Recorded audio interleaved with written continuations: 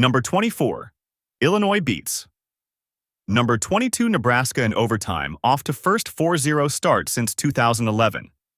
Pat Bryant caught a 4-yard touchdown pass from Luke Altmyer in overtime to give number 24 Illinois a 31-24 win over number 22 Nebraska in Lincoln to open Big Ten Conference play. The Fighting Illini are 4-0 for the first time since 2011.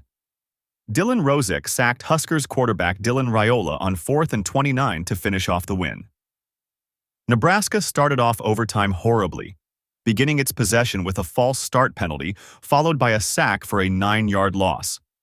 An intentional grounding penalty on the freshman QB then pushed Nebraska to a 3rd and 42. Altmyer passed for 215 yards and 4 touchdowns, completing 20 of 25 passes. Pat Bryant had 5 receptions for 74 yards and 2 scores, with Zachary Franklin adding 5 catches for 50 yards. Caden Fegan rushed for 69 yards on 12 carries. Illinois tied the game at 24-24 on a 6-yard catch by offensive lineman Brandon Henderson, lined up at tight end. The 70-yard drive was highlighted by a 16-yard run from Fegan, which had another 15 yards tacked on by a face mask penalty on Nebraska's Malcolm Hartzog Jr. Altmyer followed up with a 15-yard pass to Malik Elzy that moved the Fighting Illini to the Huskers' 14-yard line. Nebraska had a chance to take the lead on its next possession, but Dylan Raiola overthrew tight end Luke Lindenmeyer for what would have been a 21-yard touchdown on 3rd down. John Hole then missed a 39-yard field goal.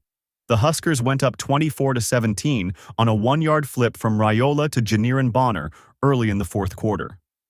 Earlier in the drive, the freshman quarterback hit Isaiah Nayor for a 44-yard gain. On the next play, Raiola threw off his back foot to Thomas Fedone II for 29 yards. Raiola completed 23 of 35 passes for 284 yards with 3 touchdowns and an interception. Nayor finished with 4 receptions for 90 yards and 2 scores, with Jamal Banks adding 7 catches for 81 yards. Dante Dowdle led the Huskers in rushing with 72 yards on 20 carries.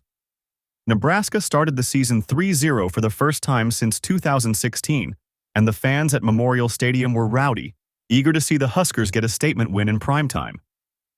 But the Illini quickly quieted the crowd, finishing a 6-play, 78-yard drive with Altmyer hitting Bryant for a 27-yard touchdown pass and a 7-0 lead. Nebraska squandered an opportunity to tie the score on its second possession on 3rd and goal from the 3-yard line when left tackle Turner Corcoran wasn't ready to pass block at the snap, forcing Dylan Raiola to rush his throw. Running back Ramir Johnson was open, yet didn't realize he had run out of bounds, resulting in an incomplete pass. The Huskers had to settle for a field goal after an 18-play drive. Yet the defense quickly provided a lift, forcing a fumble by Hank Beatty after he made a 14-yard catch. Nebraska took over at the Illinois 37-yard line and moved quickly on a 14-yard run by Dante Dowdle and an end-around from Isaiah Nayor for 13 yards. Raiola then hit Nayor in the back of the end zone for a 6-yard touchdown and 10-7 lead. The Huskers appeared to take a 16-10 lead with 7:57 in the second quarter with Nayor catching a 36-yard scoring pass. However, Illinois cornerback Torrey Cox Jr. also appeared to snare the ball. On the field, the officials gave Nayor a touchdown, but replay review showed that Cox had control of the ball for an interception. Illinois didn't convert a 4th and 8 from the Huskers' 33-yard line, though the officials missed Jamari Butler snagging Altmyer's face mask. Nebraska took over with 3:18 remaining before halftime and drove 70 yards in 9 plays, finished off with an 11-yard pass from Raiola to Nayor, who dragged his right foot in bounds to make the touchdown stand. Illinois plays at number 10 Penn State next Saturday. Kickoff time for that game has yet to be announced. Nebraska travels to Purdue for a 12 p.m. ET start.